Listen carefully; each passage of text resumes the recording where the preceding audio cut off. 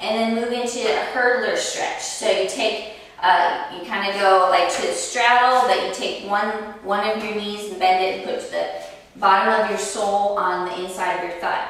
So sit up nice and tall and stretch over, toe flexed once again, and we're stretching your hamstring once again in this. Now you might feel this a little more in your groin area, and so let's just hold this for about 10 more seconds. Now, once again, I'm sitting upright, bending at my waist. I'm not bending over at my waist. Bending over at my waist would be like this. I'm sitting up nice and tall, and I'm bending at my waist, okay? At my hips. I'm not bending over.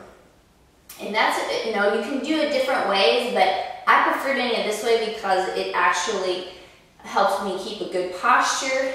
It stretches my lower back and my hamstring on the inner aspect of my hamstring.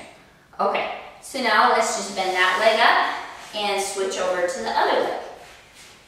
Once again, sit up nice and tall, bend forward, grabbing towards that toe, toe up, and breathing. Okay, now I really feel that nice and good in here.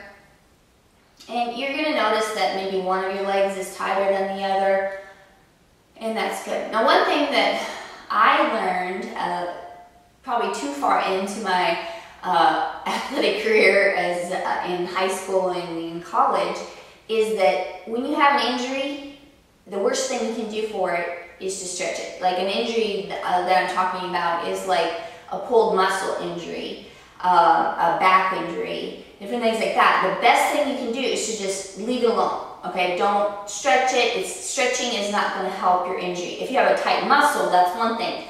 But if you have an injury where there's pain in that muscle, don't stretch it. Give it like 2 or 3 days to heal up, and then you can start working through that injury and breaking up the scar tissue by stretching it in conjunction with your icing and everything like that. But the worst thing you can do for, like, say, a pulled hamstring is to stretch it, or pull